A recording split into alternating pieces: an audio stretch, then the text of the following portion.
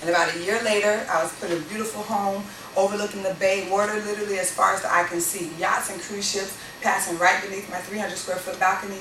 Guys, I had a total life change and a total lifestyle change in under 2 years because I found myself in a place similar to this.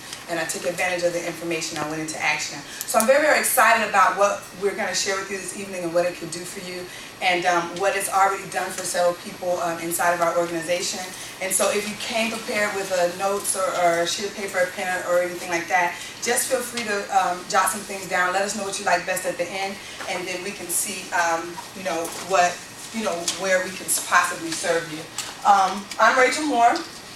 This is my sister Joanna. She, of course, also got started. She was a registered nurse manager at the time. She was bringing a 6-figure income from her job.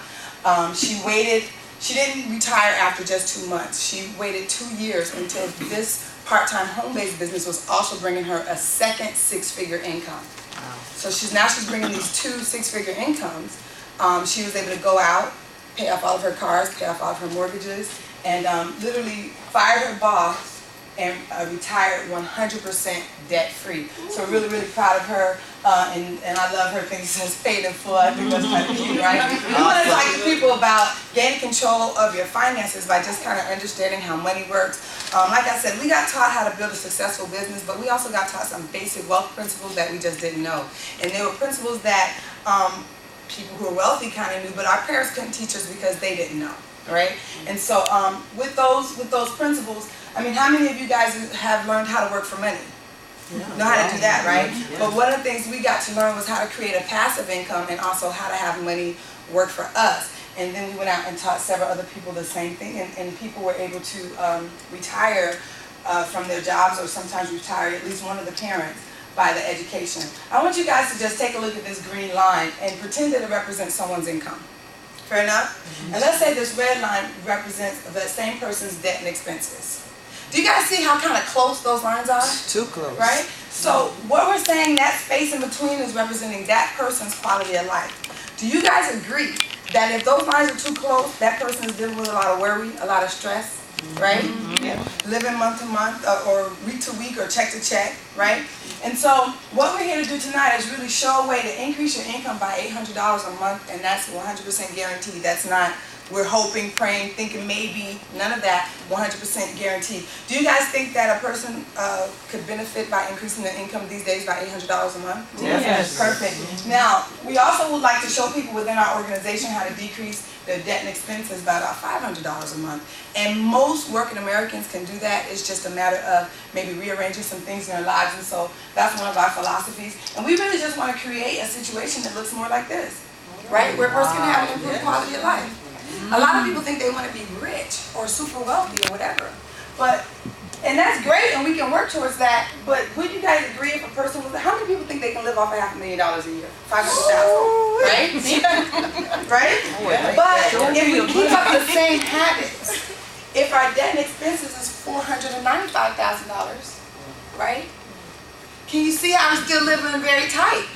And that's how a lot of people in corporate America are. They might make $300,000, $400,000 a year, but keeping the same habits of debt and expenses, so they're still living really a stressed out, poor quality of life.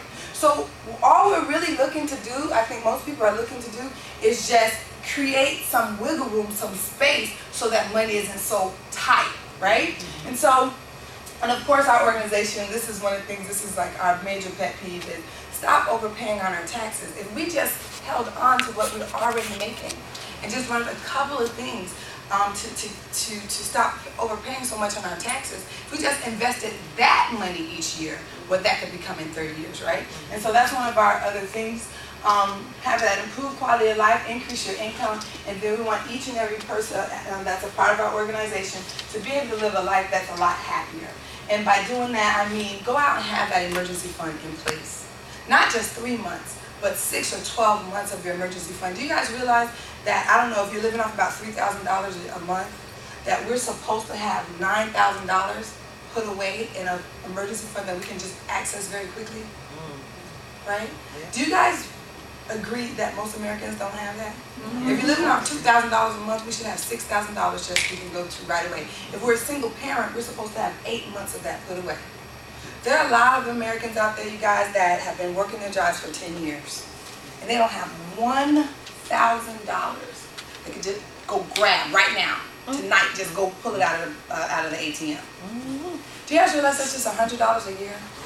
$10 a month, $2 a week that people aren't saving? So what ends up happening is time keeps passing by, right? And they end up living in a hot house, right? With what do I call it? Eating peanut butter and jelly. Not really prepared. We know we should be preparing, but not really getting it started. Why? Because we're living too tight, right? Eliminate your debt and also start investing in the future. Let me ask you guys this question. Do you think a person could be a lot happier if they had 12 months of their living expenses put away where they could just grab it easily? You know?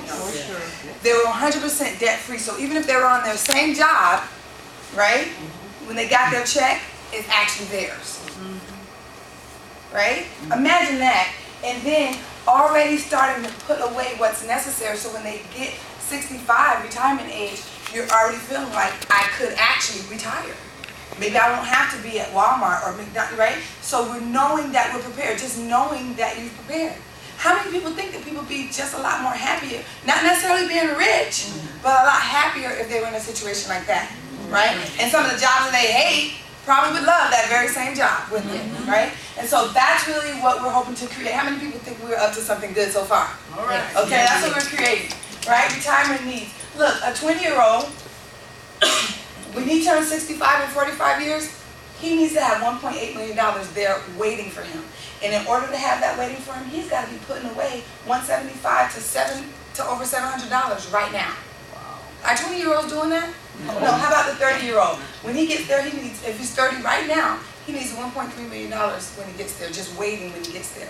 But because he didn't start when he was 20, he has to start putting away a little bit of a larger sum of money, right? Do you think 30-year-olds are putting away $300 to $1,000 per month? No. What about me, the 40-year-old? 25 years from now, aren't we starting to feel like, hey, I want to retire now. I don't even want to do my last 25 years, right? But if we didn't get started earlier, have to be putting away from $700 to $1,700 a month right now. Are people doing that? Why? Living too tight. Not enough extra money, right? And so that's really the situation that we're working against. Well, a lot of times when people see that, we ever get there, and this is what I really had to consider. If I continue doing what I was already doing, working really hard, after school programs, night school, Saturday school, summer school, every single year, and couldn't get my hands on a car and couldn't get myself out of just my student loan debt. Before you can start investing to really grow money, you got to get what? Out of the hole, right? Out of debt first. I was asked, listen, will you ever get there if I just kept doing what I was doing? Kept doing the same thing my parents did, kept doing the same thing my grandparents did. I wasn't going to get there, and I realized that. Wasn't sure what I was going to do next, but I knew that what I was doing wasn't working. A lot of times when people realize, how many people have had this look on their face before? When people realize what they really should be putting away, when we do a financial needs analysis and that person sees that, wow, I should be putting away $700 a month right now, this is the look on their face, just straight cross-eyed, because no clue of how they're going to start doing that, right? We got to outpace inflation. How many people have gotten a 3% raise before? How many have had to go out there and fight for that 3% raise? They don't want to give us our little 3%. Going through all kind of evaluations and people over your shoulder looking at all your books and all this over what? 3%. Why? Because that's what they say inflation is. Right? But when our government tells us that the inflation is 3%, do you realize that they don't factor in food, housing, and energy? They don't want to give us a 3%. But they're not even factoring in food, housing, and energy. How many of you guys need food, housing, and energy? Right? So, when I told you those numbers, the 20-year-old needs 1.8 million, the 30-year-old needs 1.3 million, the 40-year-old needs $1 million. That was factoring in 3% inflation. What I'm trying to tell you guys is we really don't know. When we get there, we really don't know what we're going to need. Right? Have you guys seen what can happen at any moment with gas prices? Go up 30 and 40% in 6 months, right? Does not affect our food, does not affect our jobs, just everything, right? And so we got to get a lot smarter. I want to talk to you guys a little bit about Warren Buffett. Warren Buffett gained his reputation as a savvy investor because of his ability to buy a good business when the rest of Wall Street hated that business or was indifferent to that business. They weren't even thinking about that business, or they thought it was a bad idea. When he bought Coca-Cola and General Foods, they thought those were bad investments, right? Literally made hundreds of billions of dollars from those companies. The other thing he says is whenever everyone else gets greedy, you get scared.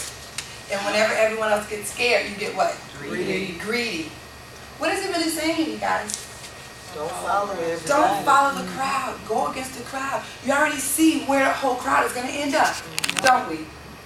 And so we want to find our faces in different books than what the crowd is reading, different places, around different people. We want to do something a little different. Another thing Warren Buffett said is that he likes pessimism.